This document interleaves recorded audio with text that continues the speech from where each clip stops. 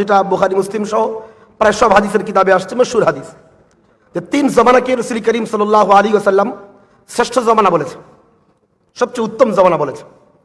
এই জমানার সময়টা কতটুকু ছিল, মানে এই জমানাগুলোর 3টা জমানার পরিধি কতটুকু ছিল, এটা নিয়ে উমদাতুল কারিতে এবং ফাতহুল বারী সহ আরো আইম্মায়ে আহলে সুন্নাত ওয়াল জামাত তারা সকলে যেটা বলেছেন, আমি এর রেফারেন্স না দিয়ে আমি দুইটা রেফারেন্স দেব, যে দুইটা রেফারেন্স আমাদের বাংলাদেশের আহলে হাদিস লামাযহাবী ভাইয়েরা যাদেরকে মানেন তাদের কিতাব থেকে। আব্দুর রহমান মোবারকপুরি একজন মশহুর লামাযহাবী আলেম, তারা লিখিত একটি তিরমিজি শরীফের সরা আছে যেটার নাম তুহফাতুল আহওয়াজি। এই তুহফাতুল আহওয়াজি এর 2302 নম্বর হাদিসের মাতাহাতে এবং শামসুল হক আজিমাবাদী আরেকজন লামাযহাবী আলেম আউরুল মাহবুদ, যেটা আবু দাউদের মশহুর সরা, এটার 12 নম্বর খণ্ডের 267 নম্বর পৃষ্ঠায় তিনি সেখানে লিখেছেন যে আসাহ কৌল হলো সাহাবায়ে কেরামের জমানা ছিল 120 হিজরি পর্যন্ত, সাহাবীদের জমানা ছিল 120 হিজরি, তাবিদের জমানা 170 হিজরি এবং তাবিদের জমানা ছিল 220 হিজরি পর্যন্ত। আচ্ছা, শেষ দুইটা বাদ দিলেও আমরা প্রথম অংশটা একটু মনে রাখি। 120 হিজরি পর্যন্ত সাহাবায়ে কেরামের জমানা ছিল। ফিকহে হানাফির একটি বড় বৈশিষ্ট্য হলো আমাদের মাযহাবের ইমাম নু'মান বিন সাবিত, ইমাম আবু হানিফা রাহমাতুল্লাহ আলাইহি, তিনি জন্ম নিয়েছেন যে এলাকায়, সেই এলাকা হলো ইরাকের কুফা নগরী। ইরাকের কুফা নগরী এমন একটি শহর, যে শহর খলিফায়ে রাশেদ হযরতে আলী রাদিয়াল্লাহু আনহু এর খেলাফতের রাজধানী ছিল। এই শহরটি আবাদের নির্দেশ দিয়েছিলেন হযরতে ওমর ফারুক রাদিয়াল্লাহু আনহু। এই শহরটি বিজয়ের জন্য গিয়েছেন সাদ বিন আবি ওয়াক্কাস রাদিয়াল্লাহু আনহু। এই শহরের প্রথম গভর্নর ছিলেন আম্মার বিন ইয়াসির রাদিয়াল্লাহু আনহু। এই শহরের প্রথম শিক্ষক ছিলেন আব্দুল্লাহ বিন মাসউদ রাদিয়াল্লাহু আনহু। এই শহরে প্রথমে 1050 জন সাহাবী একসাথে এসেছেন, যাদের মাঝে 70 জন ছিলেন বদরি সাহাবী এবং 313 জন ছিলেন বাইআতে রিজওয়ানে অংশগ্রহণ করা সাহাবী। এতগুলো সাহাবা বেষ্টিত শহরে ইমাম আবু হানিফা রাহমাতুল্লাহি আলাইহি কত হিজরিতে জন্ম নিয়েছেন এটা নিয়ে 3টি কওল আছে। একটি হলো 61 হিজরিতে জন্ম নিয়েছেন, আরেকটি হলো তিনি 70 হিজরিতে জন্ম নিয়েছেন, আর মশহুর হলো তিনি 80 হিজরিতে জন্ম নিয়েছেন।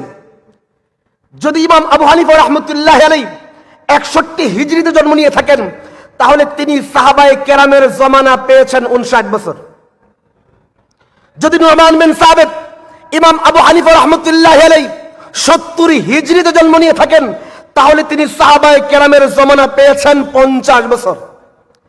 আর যদি মশহুর কওল অনুযায়ী মানি ইমাম আবু হানিফা রাহমাতুল্লাহি আলাইহি 80 হিজরিতে জন্ম নিয়েছেন, তাহলে তিনি সাহাবীদের জমানা পেয়েছেন 40 বছর। এর মানে ইমাম আবু হানিফা রাহমাতুল্লাহি আলাইহি নিজের চোখে সাহাবায়ে কেরামকে হাত বাঁধতে দেখেছেন, নামাজে দাঁড়াতে দেখেছেন, ওযু করতে দেখেছেন, বেতের পড়তে দেখেছেন, জানাজা পড়তে দেখেছেন, ঈদের নামাজ পড়তে দেখেছেন, এবং তিনি সাহাবীদের সামনেই হাত বেঁধেছেন, ওযু করেছেন, নামাজ পড়েছেন, বেতের পড়েছেন, জানাজা পড়েছেন।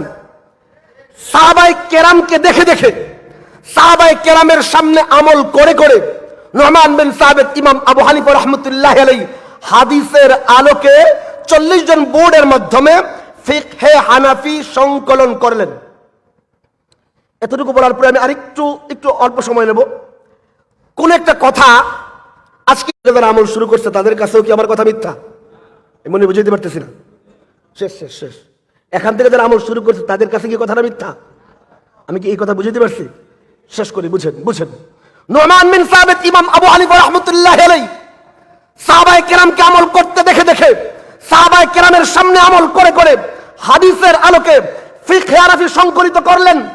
তার ছাত্র ইমাম মুহাম্মদ তার কিতাব আসসিয়ারুল কবির, আসসিয়ারুস সগীর, আল জামিউল কবির, আল জামিউস সগীর, মাবসুত, জিয়াদাত, জুরজানিয়াত, কায়সানিয়াত, হারুনিয়াত, রিক্কিয়াত ইত্যাদি কিতাবে ওই মাসআলাগুলো লিখে ফেললেন।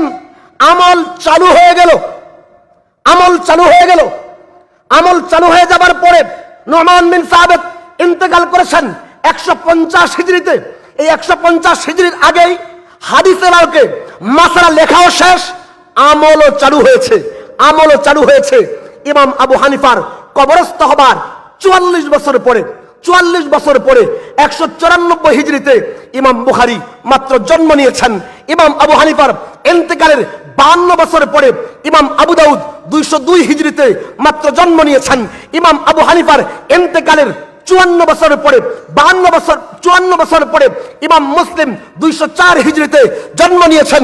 ইমাম আবু হানিফার ইন্তেকালের 60 বছর পরে 110 হিজরিতে ইমাম তিরমিজি জন্ম নিয়েছেন। ইমাম আবু হানিফার ইন্তেকালের